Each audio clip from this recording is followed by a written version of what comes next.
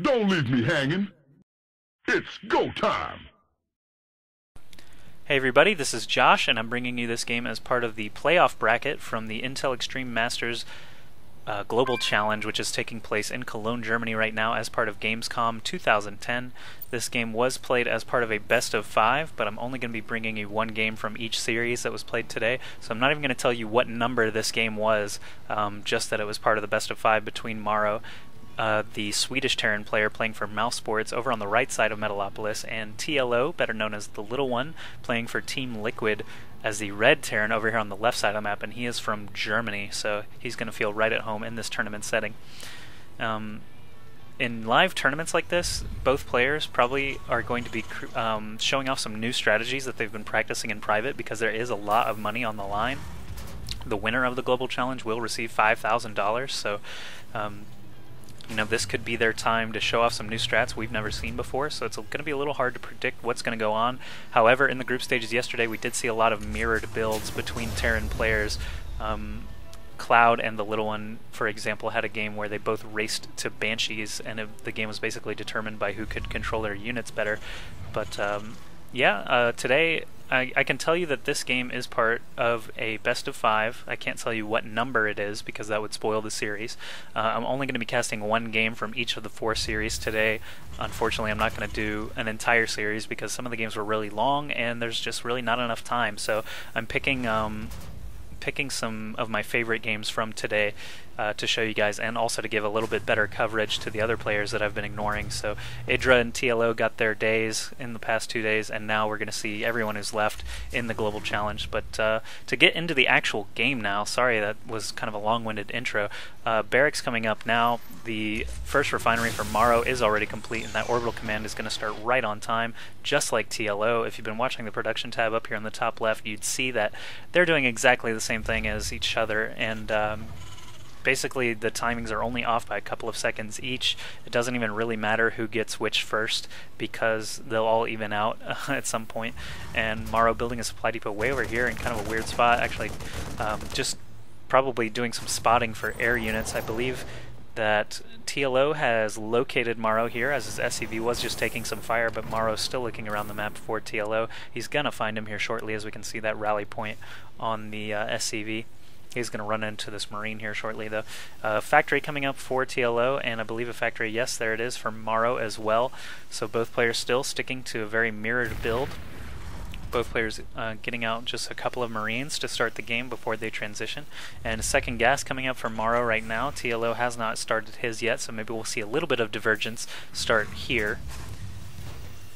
Factory still going up, a couple of Marines for each player. Looks just very, very similar right now on both sides. And bunker coming up for MorroW, so that might suggest that he's going for a little bit more of a passive play and maybe going to be expanding sooner than later.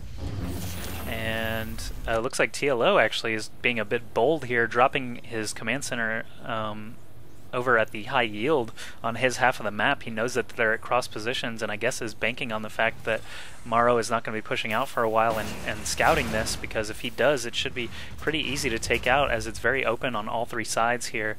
And you know, TLO actually doesn't have many forces of his own right now. He's getting a Reaper out on the field in addition to these first couple of Marines. Not sure what they're doing over here. Maybe spotting for Reapers out of MorroW, but MorroW actually not doing anything of the sort. Instead, just going to keep cranking out Marines one at a time. His starport is now finished, and he'll probably float it over onto this tech lab that was built for the factory. There he goes. And what will he get? Probably a Banshee immediately, if I had to guess. But the first Reaper does arrive from TLO. Looks like MorroW's actually spending his gas on Cloak first, rather than that first Banshee. Oh, a Hellion actually sneaks in for TLO as well, up that ramp while the Reaper distracted over on the left side. So this Hellion moves in unchecked. However, there are a couple of Marines moving into position on both sides. Probably going to be able to take this Hellion out before he can do too much damage. He does have 1 kill there on an SCV. Might get a second kill. These Marines unable to flank him efficiently enough. Still has 12 hit points left. Instead, he's going to do some scouting around instead of trying to kill another SCV, but he does finally get taken out by the Marines in this bunker. So now a Hellion coming out for MorroW as well. Another, oh no, not a barracks, an engineering bay coming down and canceling it immediately. So not sure what that was about. Maybe he will build another barracks. No, it looks like he is going to try to expand now. I'm not sure what he saw that would make him have this queue to expand, but TLO, on the other hand, has not built a starport yet. Instead, he has constructed this Ghost Academy and is now getting an engineering bay. The engineering bay actually makes sense for TLO because he saw a starport, and this Banshee is now out. Cloak should be finished here soon. No, he actually canceled Cloak. So MorroW just faking me out every which way, and this Banshee now arrives over at the high yield. He is seeing this for the first time. He's going to get 3 free mule kills, and that one actually had a lot of time left on it. These two actually have gotten some mining done already, but all 3 go down to the solitary Banshee. TLO just runs away, cannot support with anything. He only has a few Marines here in his base, does not want to come out to this high yield to defend it when this Banshee can easily just slip around the back and start shooting at his workers. So I think it was good intuition from TLO to just stay where he was. MorroW moves in with another Hellion and about 5 Marines here, trying to chase down this command center, or this orbital command. Not going to be able to do enough damage to kill it before it reaches safety.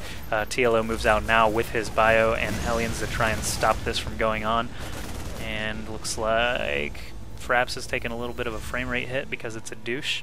But Hellion and Marines of MorroW slip away. The Banshee shows up in the mineral line as predicted, able to kill a couple of SCVs there. The Banshee already up to 4 kills, including those mules that we saw earlier. Without Cloak, though, he is not going to be able to stick around for much longer. TLO actually does have a Ghost here. Did not use Snipe on that Banshee, though. It actually would have killed it. But kind of a misstep, or just not thinking about it. I'm not sure how much TLO has experimented with this Ghost build against Terran, but that Banshee does finally go down to some Marines. It looks like MorroW just kind of sacrificed it. He probably could have just sent it home and got it repaired up, but he is getting an orbital command set now at his natural. TLO, actually, wow, lifting up his orbital command, he could have started mining there right away. Instead, he is acting very boldly and moving back over to the high yield. That's pretty ballsy, since MorroW has control of this watchtower and is going to see this as soon as it comes down. 2 Hellions now moving across the map over to MorroW's base. MorroW looks like he has built a Raven for some reason or another, and you know, has plenty of energy saved up for either a PDD or some auto turrets, but this Hellion of MorroW is going to be taken out before seeing the command center come back. So actually a good job by TLO to make sure that watchtower was clean. Yeah, he does not see the orbital command. MorroW, looks like if we check out the production tab, TLO is actually building a nuke and researching Stimpack here. MorroW as well researching Stimpack. He does have 2 siege tanks without siege tech, so they're just going to be shooting away as normal. And here we have a big engagement. The Raven actually drops 2 auto turrets, which do pretty good damage. They actually do more than a Marine would, but they're very fragile. Instead, TLO trying to focus down the actual bio units here of MorroW. These 2 tanks actually still at full health. He backs away from those auto turrets because obviously they cannot chase, and these 2 tanks actually do clear out the rest of TLO's units. TLO now has essentially nothing here to defend this orbital command. MorroW has seen it now, since that tank did do some spotting there on the Xel'Naga tower. If MorroW had siege tech right now, he could start shelling this. Instead, what was that about? Did he just shoot his own orbital command? Anyway, MorroW has a medevac up here. There's only 1 anti-air unit on the field right now. 3 tanks and a Marauder, probably going to be able to clean this out pretty quickly, as Stimpack has not finished. Neither have concussive shells, so these 3 Marauders not going to be doing very well at all. The injured tank picked up into the medevac for MorroW. Good job keeping that tank alive for a little bit longer. More Marauders coming in to supplement these couple of tanks and are now pushing up towards this high yield.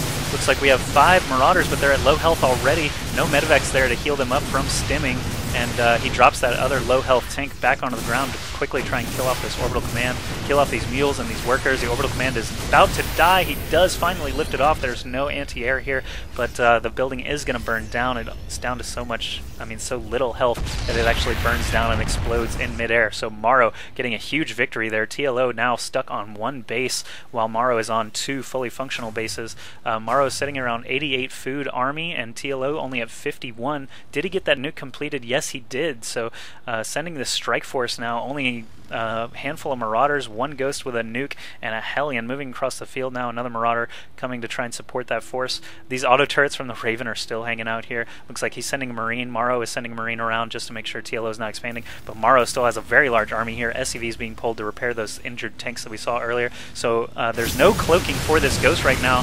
He is probably not going to be able to secure a nuke, even if he tried his damnedest, but These Marines, Marauders, and tanks mow right through the Marauders. TLO GG's. He is in such a terrible position here at 48 food against MorroW's 101. That is a huge, massive advantage when you're down by half.